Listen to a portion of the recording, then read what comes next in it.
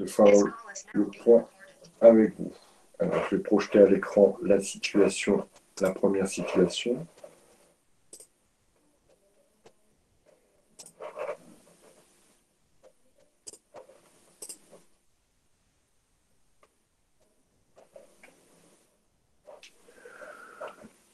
On va agrandir un peu ça.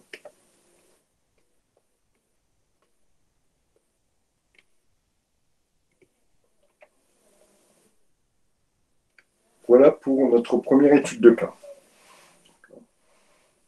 Alors, à titre liminaire, je vous rappelle malgré tout qu'avant, dès que vous allez avoir une question qui va porter sur la réparation d'un préjudice, vous devez avoir le réflexe de vous poser la question, est-on dans le cadre d'une responsabilité contractuelle ou est-on dans le cadre d'une responsabilité extra-contractuelle? Comment vous pouvez le déterminer, à votre avis? Dites-moi.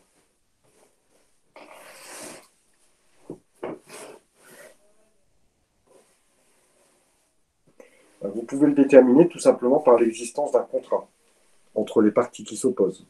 Voilà, pas de contrat, exactement Estelle. La responsabilité contractuelle, nous en avons déjà parlé. Quand nous avons fait la correction du BTS blanc, il y avait une partie sur la responsabilité contractuelle. Ici, le but, ce n'est pas de refaire ce qu'on a déjà refait, c'est de s'attaquer à le deuxième type de responsabilité en matière civile, c'est la responsabilité délictuelle, celle que je vais pouvoir actionner à partir du moment où je ne suis pas dans une relation contractuelle avec l'autre partie. Donc la première question que vous devez vous poser dès qu'on est sur le terrain de la responsabilité, c'est existe-t-il un contrat? Contrat qui soit écrit ou verbal d'ailleurs. Existe-t-il quelque chose qui m'oblige et qui oblige l'autre en contrepartie? Donc ici, ça n'est pas le cas, puisqu'aucun contrat ne pourra être avancé, que ce soit dans les premières, deuxième ou troisième études de cas. Je ne sais pas s'il y en a deux ou trois d'ailleurs. D'accord. Donc nous, ce qu'on va retravailler ici, c'est la responsabilité civile extra-contractuelle ou délictuelle, comme on dit. Alors, juste avant de partir sur cette première étude de cas, voilà, celle du fait personnel. C'est le propos que je voulais vous tenir, c'est qu'il existe effectivement plusieurs types de responsabilités extra-contractuelles, donc en dehors du contrat. Il existe la première responsabilité, celle dont vous me parlez. Oui, oui, oui, oui, oui. N'hésitez pas à poser vos questions. Hein. Très bien, Louise. Même si elles vous paraissent bêtes, je préfère que vous me posiez des questions bêtes que vous repartiez et que vous fassiez encore des confusions. Oui, tout à fait, Louise. Extra-contractuel et délictuel, c'est la même chose. On emploie les deux termes indifféremment. Donc, sur le terrain de la responsabilité civile délictuelle, il existe plusieurs types de responsabilités. La première, c'est celle du fait personnel. Donc, c'est celle qui va être actionnée contre moi-même à cause de mon fait. Ensuite, vous pouvez avoir la responsabilité délictuelle d'une personne qui peut être engagée du fait d'autrui ou du fait d'une chose ou d'une personne dont elle a la garde. Alors, on va d'abord parler du fait d'autrui. Cette autrui, cette autre personne dont je serai responsable, elle peut être globalement, c'est celle dont j'ai la garde. Alors la garde, c'est un peu bizarre. Hein. Attention, d'ailleurs, à ne pas avoir une lecture trop restrictive du mot garde. On n'est pas du tout en matière familiale, cette vieille notion qui d'ailleurs aujourd'hui n'existe plus, qui aujourd'hui est plutôt représentée par ce qu'on appelle l'autorité parentale. Bon, la garde n'existe pas en matière familiale, dans les rapports parents-enfants. Vous n'avez pas la garde, mais vous avez l'autorité parentale. Vous pouvez exercer l'autorité parentale. D'ailleurs, quand les parents ne sont pas divorcés, ils exercent conjointement l'autorité parentale. Ils n'ont pas conjointement la garde, ils exercent conjointement l'autorité parentale. Donc on avait dit, premier type de responsabilité civile, celle de mon fait personnel. Deuxième type de responsabilité, celle du fait d'une autre personne. Donc cette autre personne peut être mon enfant, Donc c'est celle qui découle, voilà, c'est celle du fait d'autrui, évidemment. C'est celle qui découle de mon autorité parentale. Okay. Plus d'autres conditions, on les verra plus précisément après. Mais vous pouvez aussi avoir la responsabilité du préposé vis-à-vis du commettant, c'est-à-dire de l'employeur vis-à-vis de son salarié. Alors, on verra pareil les conditions de mise en œuvre de cette responsabilité, où on peut encore avoir effectivement la responsabilité d'une personne qui peut être engagée parce qu'on lui a confié la garde de quelqu'un d'autre. On parlera des tutelles, mais on pourrait aussi éventuellement parler des placements des enfants dans les familles d'accueil, des personnes âgées dans les EHPAD, etc., etc., etc. Alors, on n'ira pas sur ce terrain dans beaucoup de détails, mais on regardera un petit peu comment ça se fait. Donc ça, responsabilité du fait personnel, responsabilité du fait d'autrui, mais aussi responsabilité d'une chose dont je suis le propriétaire. C'est la fameuse responsabilité des choses, c'est-à-dire qu'aujourd'hui, je suis responsable du dommage qui aurait pu être causé par une chose, un bien matériel, dont j'ai la garde, dont je suis le propriétaire. Donc, encore un troisième type. Il en existe encore deux autres, même trois autres, mais nous, on va se limiter, on aura certainement peut-être une étude de cas que je rajouterai par la suite, parce qu'elle peut être intéressante dans votre domaine, mais on a aussi la responsabilité des animaux, tout simplement. Aujourd'hui, vous êtes responsable du chien, de votre chien, quand vous en êtes le propriétaire. Et vous verrez que cette responsabilité, elle est quand même relativement extensive. On a eu récemment un arrêt, un chien qui, juste par sa présence, il n'a pas couru, il n'a pas aboyé, il n'a rien fait, mais il a fait peur à des chevaux, d'accord? Mais uniquement par sa présence, d'accord? On imagine bien, le chien, il est là, à côté du propriétaire, il n'était pas tenu en laisse, mais peu importe. À la limite, ce n'est pas ça qui a déterminé la responsabilité du propriétaire du chien. Les chevaux se sont approchés ou sont passés pas très loin, ont eu peur, et un cavalier a été blessé. Ici, la responsabilité du propriétaire du chien a été reconnue, d'accord, simplement parce qu'il était propriétaire du chien, et c'est bien le chien qui a causé le dommage juste par sa présence. Alors, la responsabilité est encore plus prégnante, elle est encore plus évidente, évidemment, quand le chien a une action particulière. Mais on a aussi la responsabilité relative aux accidents de la route. Là, on ne la verra pas du tout, d'accord? On est dans le cadre d'une loi très spécifique qui a été mise en place en 1985 par Robert Badinter. Vous connaissez peut-être cet ancien ministre de la Justice. Qui connaît Badinter? Qui pourrait me dire ce qu'il a fait de grandiose? Personne? Vous ne pensez pas de nom, oui? Oula. Début des années 80. Inconnu au bataillon. Ah, je ne connais pas, c'est quand même le père de sa femme. Oui, oui, effectivement. Elle est aussi très connue. Mais Elisabeth, moi je cherchais son prénom, Elisabeth Badinter.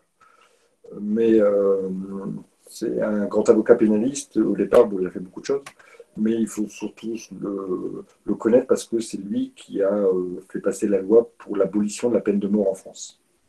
Jusqu'en 1981, on guillotinait encore les gens en France.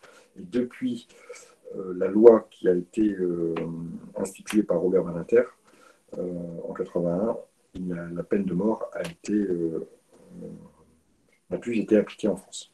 C'est quand même quelque chose de relativement important dans l'évolution de notre société. Voilà, on revient sur notre sujet. Mais entre autres, Robert Badinter a mis aussi une loi spécifique en 85, spécifique pour les accidents de la route, et ça ne nous intéresse pas du tout. Mais il existe encore une dernière responsabilité. C'était pas Mitterrand? Ben oui, mais c'était Mitterrand, bien sûr. Mais Mitterrand était le chef de l'État, le président, et jusqu'à présent, ce n'est pas le président qui fait les lois, mais ce sont les ministres et les députés. Et bien sûr, évidemment, sous la mandature de Mitterrand, Robert Badinter a donc passé une loi contre la peine de mort. Comme Simone Veil, c'est un peu la même trempe, hein, les mêmes grands acteurs du droit pour l'IVG, en 1975, je crois.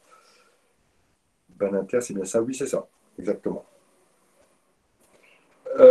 Donc je reviens sur la dernière responsabilité qu'on verra quand même, hein, parce qu'elle me paraît intéressante, c'est celle des produits défectueux, et notamment en matière médicale. Et on pourra en parler au regard des vaccins, puisque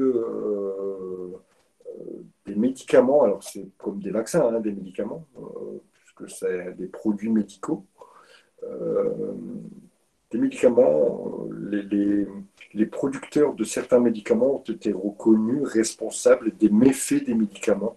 D'accord. Et on pourrait se poser la question au regard de la vaccination contre la Covid-19 que les Français aujourd'hui ont, et notamment des clauses d'irresponsabilité qui ont été introduites dans les contrats passés avec les différents laboratoires. Voilà. On aura l'occasion d'en discuter un peu plus tard. Pour l'instant, on va rester sur notre domaine de prédilection, celle de la responsabilité personnelle, celle de la responsabilité des choses, celle de la responsabilité du fait d'autrui, du fait de la personne dont on a la garde. Alors, ici, premier cas pratique. Nous sommes samedi matin. Monsieur Jean Blonblon a décidé de se mettre une bonne fois pour toutes au sport. Il se décide donc à tenir ses bonnes résolutions et d'aller faire de la course à pied. Après 2 kilomètres, notre Jean Blonblon, fatigué, heurte une boîte à lettres située à l'angle d'une rue, au milieu du trottoir. C'est une information importante. La boîte aux lettres a été installée à cet endroit, précisément, par M. Christophe Pagenty, un voisin peu aimable qui semble faire tout ce qui est en son pouvoir pour embêter son voisinage. On voit bien qu'ici, on a plutôt affaire à une personne relativement mal intentionnée. Monsieur Jean Blonblon, en chutant, se casse l'épaule et occupant actuellement un emploi de manutentionnaire, ne peut plus travailler pendant plusieurs mois. Quel recours peut-il exercer contre son voisin pour obtenir réparation de ses préjudices? Alors, il y a 2 façons de voir les choses.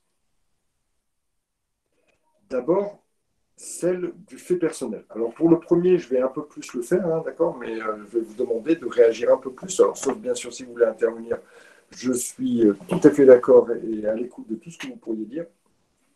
Mais pour le premier, je vais le faire moi-même, en respectant surtout la méthodologie du syllogisme, que je vais vous rappeler. Et puis, ensuite, sur le deuxième, je vous demanderai de participer un peu plus. Donc ici, qu'est-ce qu'on a? On a 2 façons d'aborder le problème. Ce qu'on recherche, c'est la réparation du préjudice. Donc on recherche à engager la responsabilité délictuelle du voisin. On a 2 voies ouvertes. Celle de la responsabilité du fait personnel, où il va falloir trouver un acte ou quelque chose que l'on peut reprocher au voisin, et celle de la responsabilité du fait des choses. Puisque la boîte aux lettres, ici, c'est bien la boîte aux lettres qui a causé le dommage, et la boîte aux lettres appartient au voisin. Donc on va y aller sur ces 2 terrains, en expliquant nos règles de droit dans une première partie, deuxième partie en caractérisant les faits du sujet qui permettent de valider notre règle de droit et de conclure dans une troisième partie. C'est ça le syllogisme, c'est cette résolution des cas pratiques toujours en 3 parties. Et comme je vous l'ai dit, il me semble, il faut bien scinder ces 3 parties, bien commencer par un petit mot-clé ces 3 parties en montrant au correcteur que je suis plutôt dans le droit, où je vais édicter mes règles de droit, je suis plutôt dans la démonstration des faits et je suis plutôt dans ma conclusion. Chaque partie, moi je vous conseille, ce n'est pas une règle évidemment, mais je vous conseille de sauter une ligne à chaque partie, ce qui permet au correcteur de bien voir que vous êtes dans la partie suivante, que vous êtes dans la partie démonstration, que vous êtes dans la partie droit. Et lui montrer que vous avez compris ce qu'était un syllogisme juridique, c'est-à-dire cette méthode de résolution en 3 parties. Alors, allons-y. Je vais d'abord porter mon action sur le terrain de la responsabilité du fait personnel. Donc, je vais déterminer quelles sont les règles de droit applicables et ensuite, je vais démontrer que cette règle est bien applicable au fait en question pour conclure. Donc, pour commencer mon cours, enfin, ma partie théorique, je vais commencer par en droit. EN, plus loin, DR, OIT. En droit, ça montre que ici, je vais donner mes règles de droit. Donc, en droit, pour mettre en œuvre la responsabilité civile du fait personnel, il faut que trois conditions soient réunies. On va revenir après, Estelle. Je vais répondre après. Je termine juste ma première partie syllogisme et je dis ce qu'il est de ce problème d'intentionnalité ou pas. Donc, en droit, je vous ai dit, pour que la responsabilité civile délictuelle d'une personne soit reconnue, il faut que trois conditions cumulatives soient réunies. Il faut qu'il existe une faute ou un fait générateur, très bien. Il faut qu'il existe, allez-y, un dommage ou préjudice, très bien Louise. Et enfin, troisième condition, un lien de causalité entre le dommage et la faute. D'accord. Voilà, un lien de causalité exact. Vous voyez, j'ai donné mon droit. D'accord. Je peux préciser pour la problématique de la faute ou du fait générateur.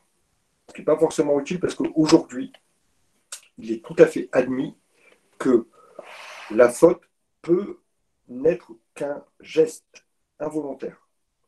Le côté volontaire et involontaire qu'on désignait avant par délictuel, qui trouvait son siège notamment dans l'article 1240 du Code civil, et quasi délictuel à l'article suivant, donc le 1241 du Code civil, dans sa version après 2016.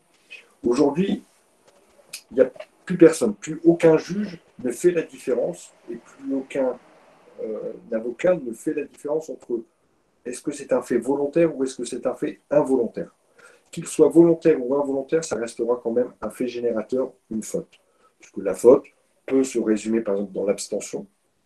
Si je m'abstiens de faire quelque chose, a priori je ne l'ai pas fait exprès. Sauf que ça peut être une faute. La faute peut résulter d'un comportement simplement d'une étourderie. D'accord. Une étourderie, vous avouerez tous que si je me retourne et que je rentre malheureusement dans une dame plus âgée et que je la renverse, c'est pas quelque chose que, évidemment, j'ai fait exprès. D'accord. Après, si on dit volontaire, c'est forcément délictuel. Oui, mais je vous dis, oui, oui, oui, le côté volontaire, c'est délictuel et involontaire, enfin, intentionnel délictuel et quasi délictuel, c'est non intentionnel. Mais aujourd'hui, vous pouvez mettre ça. Alors, si vous voulez le faire, oui, mais que ce soit délictuel ou quasi délictuel, il faudra quand même, ça sera quand même susceptible d'engager la responsabilité civile de la personne. Donc ici, effectivement, on peut qualifier le comportement de Monsieur Pas Gentil. Donc je passe maintenant dans les faits, d'accord. Comment caractériser qu'il y a un comportement ou un fait générateur, qui ici sera une faute même carrément, déterminer qu'il y a un préjudice et déterminer qu'il y a un lien de causalité entre les deux. Maintenant, ça, il va falloir que je le prouve avec les faits. Donc, dans ma première partie, j'avais commencé par en droit, blablabla. Bla. Deuxième partie où je vais démontrer que la règle de droit est applicable, grâce au fait que je connais dans mon intitulé ici, je vais commencer par en l'espèce. Comme ça montre que l'espèce, c'est les faits. D'accord. Ou bien vous auriez pu dire selon les faits qui nous sont présentés. Tout à fait possible. Mais essayez de commencer par un petit mot qui montre à votre correcteur que vous êtes dans telle partie, telle partie, telle partie. La première partie s'appelle la majeure, la deuxième la mineure et la troisième la conclusion. Pas très utile de le savoir, mais voilà, je vous le dis. Donc ici, dans ma partie, dans ma mineure, je vais devoir démontrer les choses. Donc je vais dire en l'espèce. Le fait pour Monsieur Pas Gentil d'avoir installé volontairement sa boîte aux lettres au milieu du trottoir pour a priori embêter son voisinage peut être considéré comme un fait anormal, comme n'étant pas un comportement classique. Ce fait va déterminer la faute. Ce comportement va déterminer la faute. Ensuite, concernant le préjudice. Ici, monsieur Jean Blonblon a l'épaule cassée. incontestablement, c'est un préjudice physique. D'accord? C'est un dommage corporel. De plus, Monsieur Jean Bonbon ne pourra pas aller travailler pendant quelques mois. Il va donc aussi subir un préjudice financier. Dommage matériel, que l'on dit. Le préjudice est déterminé. Y a-t-il un lien de causalité entre les deux? Oui, puisque si M. Blonblanc avait pu éviter la boîte aux lettres, qui apparemment n'était pas forcément placée au bon endroit, du fait de M. Pagentil, il ne se serait pas cassé l'épaule, il n'aurait pas eu donc son préjudice corporel et il aurait pu aller travailler et donc il n'aurait pas subi son préjudice matériel. Le lien de causalité est facilement établi. Voilà, j'ai démontré par des faits, par mon explication, que la responsabilité délictuelle pouvait être engagée. Maintenant, il n'y a plus qu'à conclure. Sur le fondement de la responsabilité contractuelle du fait personnel, il s'appelle comment, Monsieur Blonblon pourra saisir un juge et obtenir des dommages et intérêts pour la réparation de son préjudice. Bling, bling, bling, 20 sur 20. J'ai dit mon droit, j'ai démontré que effectivement la règle était applicable. J'aurais pu démontrer l'inverse aussi. J'aurais pu démontrer que la règle n'était pas du tout applicable. J'ai démontré et j'ai ensuite conclu. Pouvez-vous redire la conclusion? Donc ma conclusion ici, elle était la suivante, c'est de dire, puisque finalement je réponds à la question, en conclusion, Monsieur Blonblon pourra obtenir des dommages et intérêts pour la réparation de son préjudice sur le fondement ou en engageant la responsabilité délictuelle de son voisin. Donc c'est obligatoirement du fait personnel. Voilà comment je pourrais conclure. Après, vous pouvez trouver toutes les formulations que vous voulez, d'accord, à partir du moment où vous répondez finalement à la question. Le deuxième angle sous lequel on aurait pu voir ce cas pratique, c'est celui de la responsabilité des choses. Alors, je vais d'abord vous refaire un petit topo sur la responsabilité des choses et ce que vous devez savoir. D'abord, la responsabilité des choses naît de ce qu'on appelle la garde. Il faut être le gardien de la chose pour pouvoir voir sa responsabilité engagée. D'abord, le propriétaire est présumé être le gardien de la chose. Le propriétaire est présumé être le gardien de la chose. Toutefois, cette présomption, donc, on suppose que le propriétaire est le gardien de la chose. Toutefois, cette présomption, elle doit résister à la problématique, par exemple, du vol. Et donc, la notion de garde, elle se définit comme celui qui a l'usage, la direction et l'usage, la direction, j'ai le troisième, l'usage, la direction. Chaque fois, je me fais avoir. Il y a trois choses à déterminer. Vous pouvez dire, voilà, celui qui détient la chose, celui qui l'utilise, l'usage, la direction et le contrôle. Voilà. Donc, si vous avez l'usage, la direction et le contrôle de la chose, vous en êtes le gardien, même si vous n'en êtes pas le propriétaire. Je vais vous faire un exemple. D'accord? J'ai une batte de baseball, d'accord, pour les besoins sportifs, évidemment. Hein. J'ai une batte de baseball, bon, voilà, je fais du baseball, et puis j'ai mon pote qui vient chez moi, et puis qui me dit, oh, ce soir j'ai entraînement de baseball, on n'est pas dans la même équipe, hein. Il me dit, j'ai entraînement de baseball, j'ai oublié ma batte, est-ce que tu peux me prêter la tienne? Tout à fait, je peux te prêter la mienne.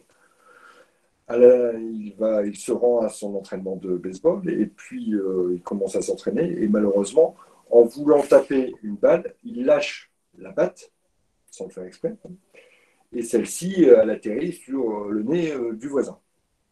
Obligatoirement, le voisin va demander réparation, hein, c'est du classique. Ici, on va pouvoir se fonder sur le fait de la responsabilité des choses. Qui est propriétaire de la batte? C'est moi. Pourtant, au moment de l'accident, je n'avais pas ni l'usage, ni la direction, ni le contrôle. Par conséquent, ça ne sera pas moi qui sera responsable, ça n'est pas forcément le propriétaire, ça sera le gardien. Si le gardien c'est le propriétaire, ça sera lui. Par contre, si le gardien c'est une autre personne, parce que cette autre personne a l'usage, la direction et le contrôle de cet objet, par conséquent, ce sera cette autre personne qui sera responsable. La deuxième chose qu'il faut savoir, c'est qu'en matière de responsabilité du fait des choses, il faut que la chose soit rentrée en contact avec la personne qu'elle a blessée.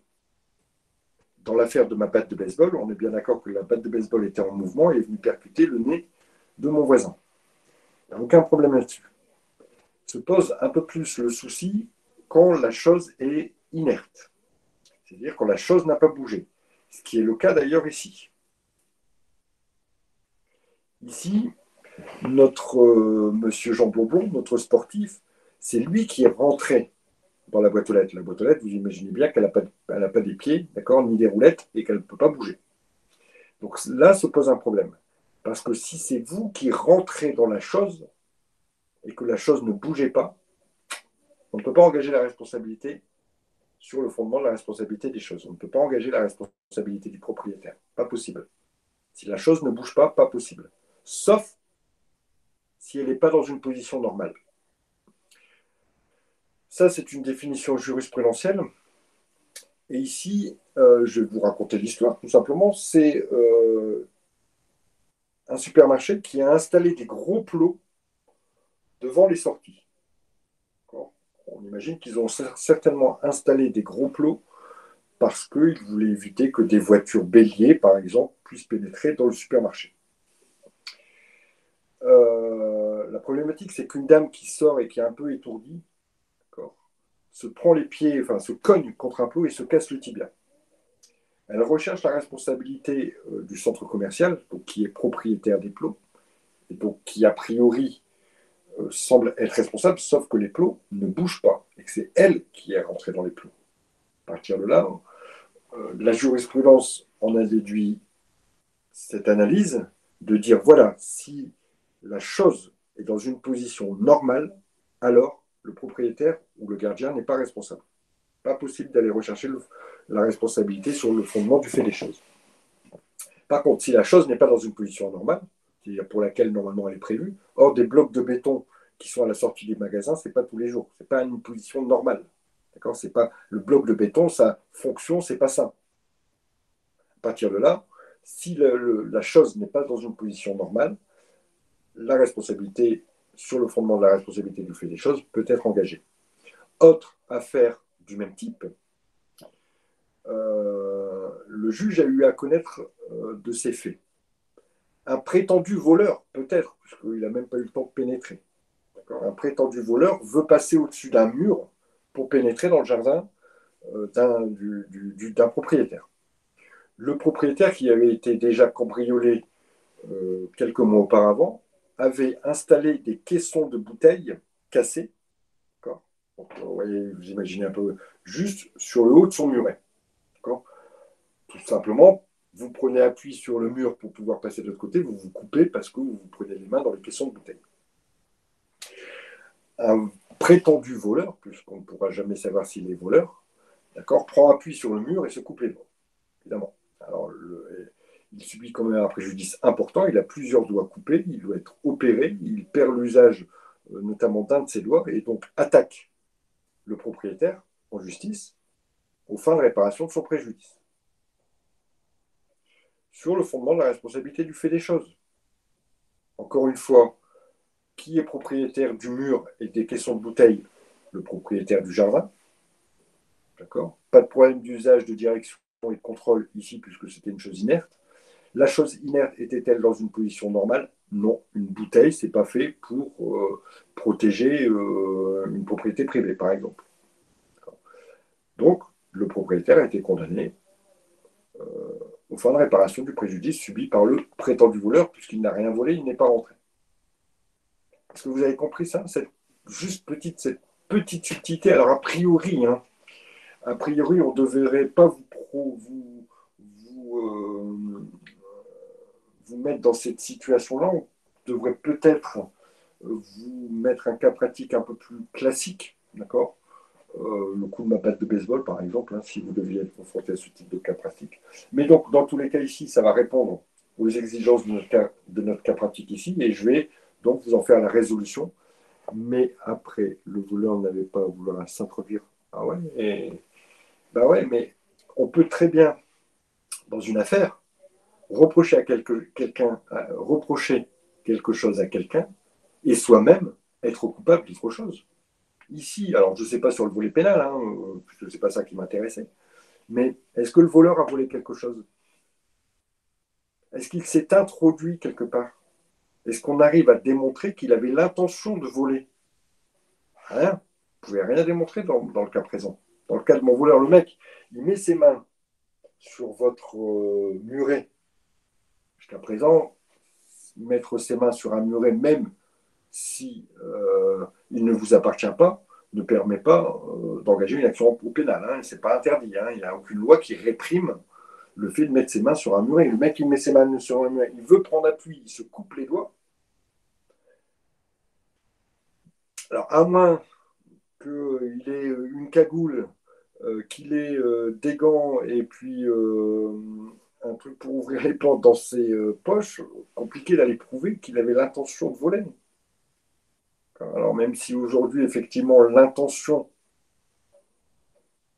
il faut qu'il y ait un... Pour dire, voilà, quelqu'un, euh, vous n'avez pas volé, mais vous aviez l'intention de voler. Il faut qu'il y ait un début de commission de l'infraction. S'il n'y a pas de début de commission d'infraction, il n'y a pas d'intention. Oui, c'est délicat, oui. Alors, en l'espèce, ici, dans l'affaire de mon prêt, c'est pour ça que je dis prétendu voleur, parce que le mec, personne ne peut prouver qu'il était là pour voler. Le mec, il peut vous dire, bah oui, je voulais regarder dans le jardin, bon, bah, c'est pas interdit. Hein. Jusqu'à présent, au pire, allez, même si c'est interdit, ça ne va pas aller te chercher très loin. Hein. Par contre, moi, j'ai plus de doigts, quoi. Ouais. Je vous écoute, Laurine. Oui, monsieur, vous m'entendez bien? Oui, oui, je vous entends. Du coup, pour résumer, pour savoir si j'ai bien compris, la responsabilité du fait des choses, elle sera valable seulement pour un objet inerte qui est placé dans une position qui est anormale. Exactement. Vous avez tout compris. Ok. Ou elle sera valable pour un objet qui est rentré en contact. Comme l'affaire de ma batte de baseball. La batte de baseball était bien en mouvement, donc elle n'était pas inerte. Dans ce cas-là, il n'y a pas de souci pour savoir si elle est en position normale ou pas normale. Si l'objet qui a causé donc, le préjudice était en mouvement, à partir de là, il n'y a pas de problème de position inerte ou pas de position, enfin de position normale ou pas normale, peu importe. Si l'objet bouge, pas de problème, la responsabilité, c'est clair, il n'y a pas de problème là-dessus. Juste le problème, c'est de se dire, bah voilà, mais le truc, il ne bougeait pas, c'est vous qui êtes rentré dedans. Est-ce que ça permet d'établir la responsabilité du propriétaire? Oui, si la chose n'est pas dans une position normale. Non, si la chose est dans une position normale. Imaginons que euh,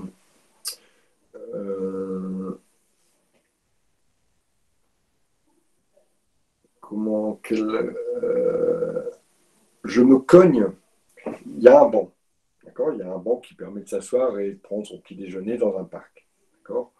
Je ne fais pas gaffe, je suis en train de courir, je fais mon footing du dimanche matin, un peu comme ce monsieur-là. Hein. Et puis quelqu'un m'appelle, je me retourne, je ne fais pas gaffe, paf, je me cogne dans le banc et je m'ouvre le tibia et bah voilà, je suis blessé. Le banc n'étant pas dans une position anormale, je ne pourrais pas aller rechercher la responsabilité du propriétaire pour éventuellement réparer le préjudice que j'ai subi. Comme il est dans une position normale, c'est mort. D'accord. Donc, si on l'applique ici à notre fait, comment on va pouvoir faire? On va dire en droit, la responsabilité du fait des choses peut être engagée si des conditions sont réunies. On démarre à peu près toujours de la même façon. Hein. On va expliquer les conditions d'abord, puis après on va les démontrer. D'abord, le dommage doit être causé par un bien matériel, une chose. D'accord. Ensuite, la personne qui est responsable sera le gardien de la chose. En l'occurrence, le propriétaire est présumé gardien de la chose. On n'a pas besoin d'aller plus loin là parce qu'on n'a pas de problème d'utilisateurs différents du gardien. En outre, alors si vous le savez, vous dites que c'est la jurisprudence. La jurisprudence nous a indiqué que pour la chose qui est inerte, il faut qu'elle soit en position anormale pour pouvoir justifier de la mise en cause de la responsabilité du propriétaire. Voilà, vous avez expliqué tout ce que vous connaissiez de votre droit. D'accord. Alors même si vous avez oublié une chose, c'est pas très grave. C'est pas très grave. peut-être pas la totalité des points. Alors, au moins sur du délictuel classique du fait personnel, il faut absolument me citer mes trois fautes, préjudices et liens de causalité, et ça, c'est une évidence. D'accord. Alors, bien que on ait toujours cette chose, malgré tout, il faut toujours qu'il y ait le préjudice et toujours le lien de causalité. Donc, je dis aussi dans ma majeure, dans ma partie droit. La responsabilité du fait des choses nécessite aussi la démonstration d'un préjudice et d'un lien de causalité entre le préjudice et le fait générateur. Le fait générateur, ici, c'est le fait que deux personnes, enfin, les trois conditions de la responsabilité délictuelle du fait personnel, celles qu'on a évoquées tout à l'heure, si c'est ça que vous me demandiez, c'est faute, préjudice et lien de causalité entre la faute ou fait générateur. Hein. Faute ou fait générateur, préjudice ou dommage, on préférera préjudice, d'accord. Et lien de causalité entre le préjudice et le fait générateur ou la faute. Ensuite, si vous voulez que je recommence ici ma démonstration pour le fait des choses, je vais d'abord parler du propriétaire qui est le gardien. Il faut qu'on ait affaire à une chose matérielle et que si la chose soit inerte, il faut qu'elle soit dans une position anormale. Voilà toutes les conditions. Si par exemple la chose avait été en mouvement, voilà, je ne dis pas ça, parce que ça n'a pas d'importance. Si par exemple le gardien n'est pas le propriétaire, j'aurais dit que le gardien, c'est celui qui a l'usage, la direction et le contrôle. Mais ici, il n'y a pas de problème puisqu'il n'y a pas de transfert de garde. Donc, voilà, j'ai donné mon droit. Maintenant, je vais dire, effectivement, la boîte aux lettres est un bien matériel, il n'y a aucun doute là-dessus. Ensuite, la boîte aux lettres était effectivement inerte, mais dans une position anormale, puisqu'a priori, elle est placée au milieu du trottoir, ce qui ne correspond pas à sa position normale. Monsieur Gentil en est le propriétaire, cela ne fait aucun doute. Le préjudice, on en a déjà parlé tout à l'heure, on le démontre de la même façon. Il y a un préjudice, un dommage corporel et un préjudice financier. Le lien de causalité, il découle de la faute. Hein. S'il n'y avait pas eu la boîte aux lettres, il n'y aurait pas eu cette chute. Par conséquent, sur le fondement de la responsabilité du chose, M. Bourbon pourra obtenir réparation de son préjudice par son voisin. Voilà ici comment on arrivait avec deux fondements différents à obtenir des dommages à intérêts. Alors quand vous êtes face à une situation et que vous vous dites qu'il y a peut-être deux solutions, allez à la plus facile. La première ici était plus facile à démontrer que celle du fait des choses qui demande beaucoup plus de connaissances. Alors, on va pouvoir passer sur le deuxième cas pratique. Je vais vous les laisser lire, d'accord ? Alors, Marie est une jeune fille turbulente à qui il arrive souvent des péripéties. La dernière en date aurait pu coûter la vie à sa petite sœur. Lors d'une promenade avec sa maman et donc sa petite sœur, qui est âgée de 8 mois, elle a supplié sa mère de tenir la poussette dans laquelle dormait le nourrisson. Alors que la petite famille abordait une descente vers un square, l'agitation de Marie a réveillé le bébé, qui s'est mis à pleurer. C'est pourquoi sa mère a décidé de la prendre dans ses bras. Marie continuait à tenir la poussette, mais donc toujours la petite Marie a été surprise par une amie qui l'appelait de l'autre côté de la rue. Se retournant pour voir qui l'appelait, elle a malencontreusement lâché la poussette qui s'est mise à dévaler. La petite n'était plus dedans, hein, je vous rassure, elle était dans les bras de la maman, qui s'est mise à dévaler la route vers le square et qui a percuté un cycliste. Le cycliste a chuté et se casse la clavicule. Blablabla, qu'est-ce que vous en pensez? D'accord. Donc ici, ce que l'on va chercher, c'est à déterminer la responsabilité des protagonistes pour que le cycliste puisse obtenir réparation de son préjudice. D'accord. Alors, on peut aller sur, encore une fois, deux terrains. On pourrait même aller sur un troisième terrain que je vais expliquer après, en dernier. On pourrait éventuellement aller sur un troisième terrain, mais ici, en espèce, on va d'abord exploiter le terrain du fait de la responsabilité des parents du fait de leur enfant. Le deuxième, c'est encore une fois la responsabilité des choses, c'est la poussette qui rentre dans le truc. On va passer très rapidement puisqu'on a déjà détaillé cette solution. Et la troisième possibilité, c'est la faute de la mère. On va voir, est-ce que c'est possible? Ça va être un petit peu plus compliqué, d'accord? Mais peut-être qu'il y a peut-être moyen aussi d'aller chercher la faute de la mère. Alors, en pratique, quand un avocat ou un conseil est face à plusieurs solutions, il va toujours chercher celle qui est la plus facile à démontrer et surtout celle qui permet d'obtenir réparation du préjudice parce que la personne est solvable, par exemple. Imaginez qu'on ait la possibilité entre deux personnes et que l'une des deux n'a pas d'assurance et n'a pas d'argent et que l'autre est blindé et a des bonnes assurances. Bah, on va laisser tomber l'une et on va plutôt attaquer l'autre de façon à récupérer des sommes pour réparer le préjudice. C'est clairement ce qui se fait en pratique. Donc ici, sur la responsabilité des parents du fait de leur enfant, quelles sont les conditions nécessaires qu'il faut pour que la responsabilité des parents soit recherchée? À votre avis, dites-moi.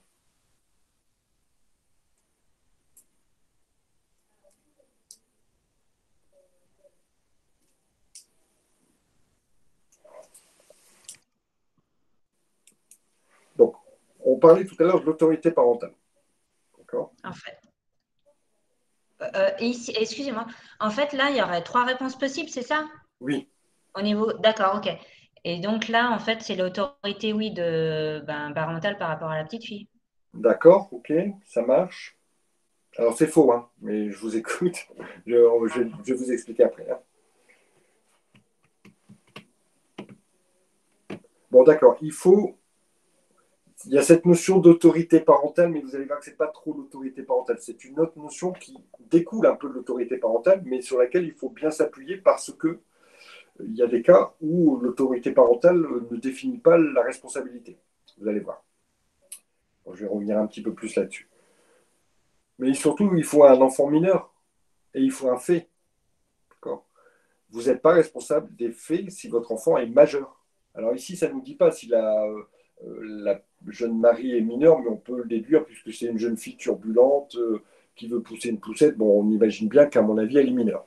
Mais il faut quand même penser à cette condition puisque c'est nécessaire. D'accord? Il faut qu'il y ait un fait d'un enfant mineur. Première condition à réaliser. Ensuite, le parent qui sera responsable, c'est le parent qui a l'autorité parentale, mais surtout en cas de divorce, le parent chez qui l'enfant a sa résidence habituelle. C'est la résidence qui fixe la responsabilité du parent et non pas l'autorité parentale. Par exemple, imaginons, vous savez que en cas de divorce, même si la résidence a été fixée chez la mère, le père garde toute son autorité parentale. Il y a des cas, bien sûr, où il est déchu de son autorité parentale, mais dans beaucoup de cas, le père a un droit de visite, imaginons, tous les week-ends ou tous les 15 jours et la moitié des vacances, ce qui en général est fait, d'accord? Mais il garde toute autorité parentale. C'est-à-dire que s'il y a une décision qui doit être prise pour l'enfant, même si les parents sont divorcés, comme ils exercent, pas conjointement, mais ils exercent tous les deux l'autorité parentale, l'accord du père sera nécessaire comme l'accord de la mère. D'accord? Donc, ici, dans le cas de parents divorcés, qui exercent tous les deux l'autorité parentale, mais la résidence principale de l'enfant est toujours fixée chez un des... la résidence principale de l'enfant est toujours fixée chez l'un des deux parents. Généralement, c'est où l'enfant a ses habitudes, où il est scolarisé, même quand il y a de la résidence alternée. Il y a toujours un point qui précise la résidence habituelle de l'enfant. C'est le parent chez qui la résidence habituelle de l'enfant a été fixée qui porte la responsabilité. Alors, on est toujours dans le cas de parents divorcés.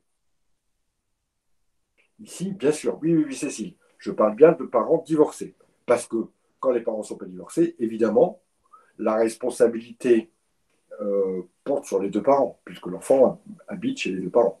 On pourrait imaginer des cas où l'enfant a été retiré de chez ses parents, mais à ce moment-là, voilà, on va un peu trop loin. Mais nous, tout ce qu'il faut savoir, c'est cette petite spécificité, c'est que quand les parents sont divorcés, c'est le parent chez qui la résidence principale a été fixée par le juge qui porte la responsabilité. Alors pourquoi? Je ne peux pas vous répondre. Je ne sais pas. Ça date des années 90. Je connais l'arrêt, c'est l'arrêt Samba, d'accord, où on a déterminé non pas, mais en tout cas, sur le fondement de la responsabilité des parents du fait de leur enfant, il faut que l'enfant ait la résidence principale chez ce parent. Sinon, ça ne marche pas. On peut trouver autre chose pour l'autre des parents, je vous expliquerai justement un cas, mais dans tous les cas, ça ne marche pas. Donc, reprenons les conditions pour synthétiser ce que l'on vient de dire. On vient de dire que pour que la responsabilité des parents du fait de leur enfant soit engagée, il faut d'abord qu'il y ait un fait générateur commis par un enfant qui est mineur. Et alors, je pense qu'à votre niveau, si vous dites et dont les parents ont la garde, à mon avis, on ne va peut-être pas vous sanctionner. Peut-être pas. Mais en tout cas, la notion de garde n'existe plus aujourd'hui. D'accord? La notion d'autorité parentale, oui, et la résidence principale encore plus. Donc, si vous voulez bien retenir que le parent qui est responsable quand il y a un divorce, c'est celui chez qui la résidence principale de l'enfant a été fixée par le juge, d'accord? Vous êtes super top. Vous êtes d'un niveau top. Alors évidemment, s'il n'y a pas de divorce, ben voilà, vous ne parlez pas de cette problématique. D'accord? Puisqu'a priori, ça découle de l'autorité parentale, parce que là, il n'y a pas de divorce. Je vous écoute, Françoise. Vous m'entendez bien? Oui, Ouais. je vais tendre l'oreille. Du coup, ce que je comprends pas, en fait, c'est que, imaginons, il y a deux parents qui sont séparés. Oui. Le père, il en veut à mort à la mère, et l'enfant fait n'importe quoi avec le père. Pour autant, c'est la mère qui a l'autorité parce que c'est chez elle que vit l'enfant. En fait, c'est nul, en fait, parce que du coup, l'enfant, il peut se retrouver au milieu des embrouilles des parents, en fait, si je comprends bien. Bah, c'est pas que l'enfant va se retrouver aux embrouilles. Je vais vous prendre un cas, par exemple, qui va illustrer. Après, ne me demandez pas les raisons pour lesquelles le juge a décidé ça, parce que c'est d'origine jurisprudentielle, d'accord? Je ne les connais pas, très honnêtement. Je connais l'arrêt qui est fondateur de cette notion, mais je ne le connais pas par cœur et je ne sais pas quel a été le raisonnement des juges. Mais imaginons que le petit Marcel est chez son père, d'accord? Parce que son père a un droit de visite tous les week-ends ou tous les 15 jours. Donc on comprend bien que les parents sont séparés, que la résidence habituelle de l'enfant a été fixée chez la mère. Le petit, je ne sais plus comment je l'appelais, Paul, voilà, il joue avec des boules de pétanque, blablabla, et puis là, ce coup, je ne sais pas ce qu'il lui prend, il prend la boule de pétanque et il la jette.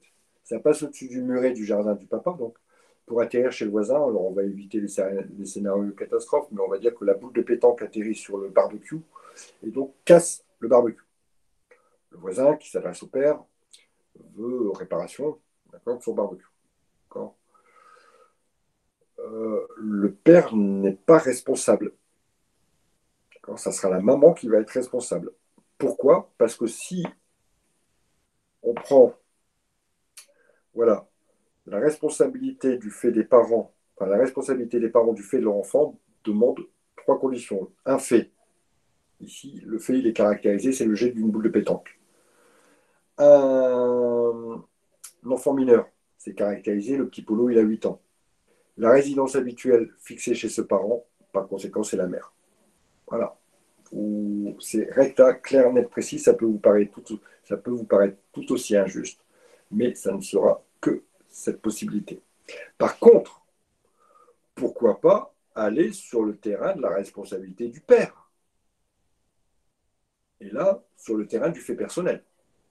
Alors, si vous voulez bien, on va finir ce cas pratique, puisqu'il nous reste 7 minutes, et puis je vais vous montrer comment éventuellement le père peut aussi engager sa responsabilité. Mais en tout cas, ça ne sera pas parce que c'est le père. Enfin, ça ne sera pas sur le fondement de la responsabilité des parents du fait de leur enfant. En tout cas, j'espère que j'ai répondu à votre question quant à comment c'était déterminé. Hein. D'accord. Alors, ici, donc, je reprends ma démonstration. Donc, la responsabilité du parent du fait de leur enfant nécessite plusieurs conditions.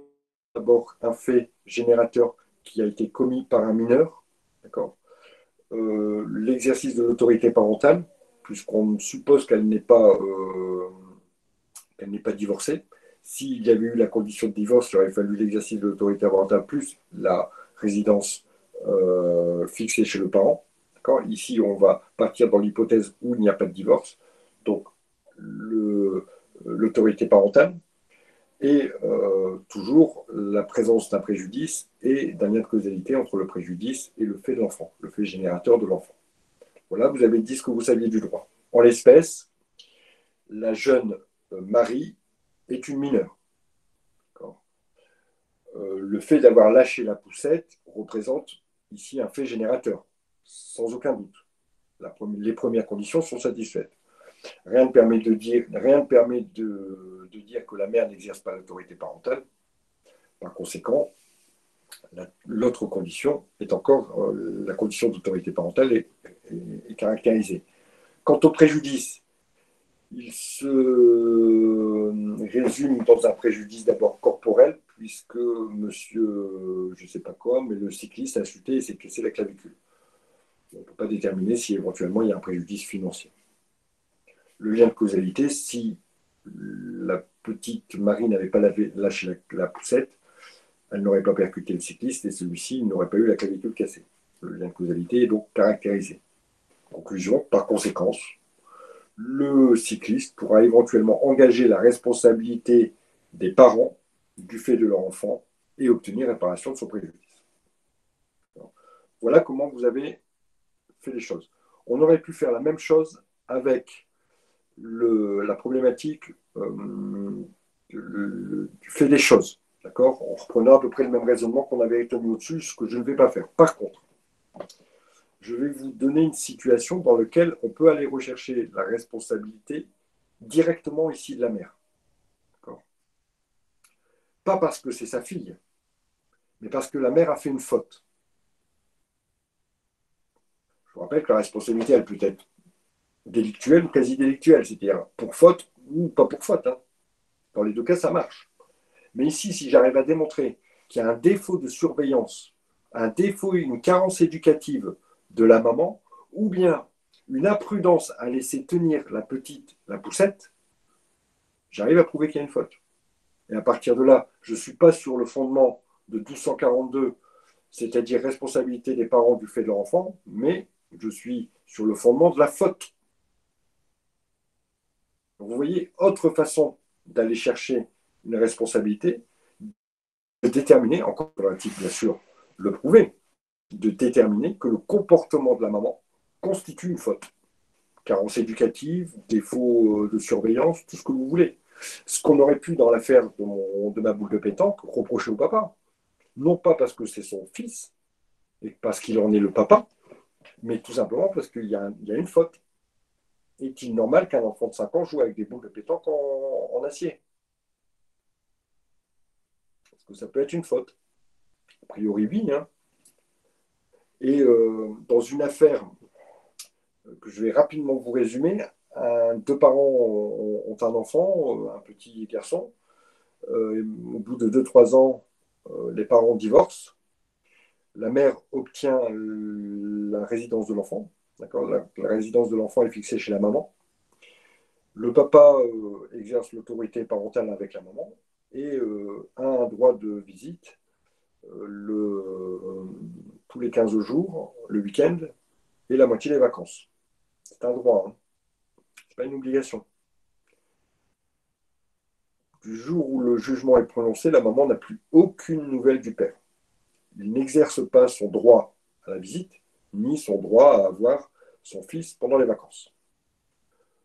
Bon, le petit a un développement relativement perturbé, et puis un jour il fait une grosse bêtise, il a 8 ans, comme ça, il se retrouve puni par la maîtresse et il décide de saccager toute la classe.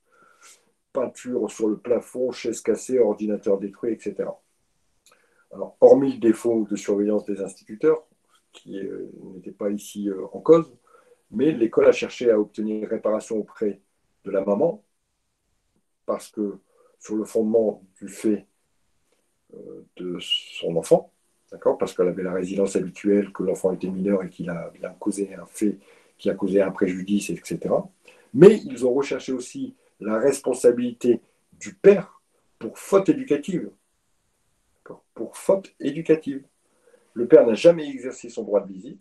À partir de là, il y a eu une carence dans l'éducation de l'enfant qui a pu amener le comportement de l'enfant. Et le père a été conjointement à la mère reconnu responsable. Et donc, ils ont payé là, tous les deux. Voilà comment on peut agir contre le père, uniquement s'il a commis une faute. Par contre, s'il n'a commis aucune faute et que la résidence principale de l'enfant n'est pas fixée chez le père, à ce moment-là, pas de possibilité d'engager la responsabilité du père. Est-ce que c'est clair pour vous? Est-ce que ça éclaircit un petit peu vos connaissances? Alors, vraiment, hein, la base, la responsabilité civile du fait personnel, c'est la base. Ce qu'il faut vous mettre, c'est vos conditions. Vous dites, voilà, conditions pour la responsabilité du fait personnel. Faute ou fait générateur, préjudice, lien de causalité. Conditions pour la responsabilité du fait des choses. Gardien de la chose, chose en mouvement ou chose inerte en position anormale, préjudice, lien de causalité. Responsabilité du fait, responsabilité des parents. Enfant mineur, fait générateur, éventuellement en cas de divorce, autorité parentale, et sinon en cas de divorce, résidence habituelle de l'enfant. Préjudice, lien de causalité. Et boum, ça vous l'apprenez par cœur. Vous prenez toutes vos responsabilités, vous faites votre petit récapitulatif avec les conditions à déterminer, vous apprenez vos conditions par cœur, et là vous êtes le roi ou la reine du pétrole. Dans notre cas suivant, on verra que là on a la responsabilité d'un employeur vis-à-vis d'un employé. On verra aussi les conditions, vous mettez vos conditions. Ça n'est que ça. C'est subtil, il y a quelques points de subtilité, mais je vous promets que si vous me mettez toutes vos conditions, notamment par exemple sur le dernier cas qu'on a vu, la responsabilité du fait des parents, et que vous êtes dans un cas et que vous me balancez tout et que derrière vous arrivez dans les faits de l'espèce à démontrer que toutes les conditions sont réunies, je vous tire chapeau. Hein. Donc vous aurez du high level. C'est clair. Pas de questions? Écoutez, s'il n'y a pas de questions, on terminera ça la prochaine fois. On verra le fait de l'employeur et puis on verra aussi les conditions d'exonération de la responsabilité. Voilà, allez, je vous souhaite bonne soirée et on se dit à vendredi. Ciao!